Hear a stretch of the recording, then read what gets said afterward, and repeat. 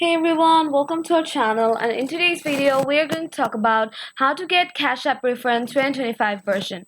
You can review every transaction in Activity tab, tap on specific payment you want to refund. If the recipient hasn't yet withdrawn the funds, you will see a refund button. Tap it and confirm your request. If it's accepted, the money is usually returned instantly to your Cash App balance. If the recipient refuses, don't worry, you still have options. Let's talk about the options. First, scroll down on that same payment screen and tap Cash App support to file a dispute. This is important for incorrect amounts or scams.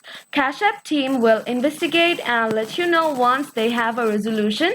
In many cases, refunds are issued after review, or if you paid using a linked debit or credit card, your bank may offer chargeback protection, so contact them right away to see if they can reverse the transaction.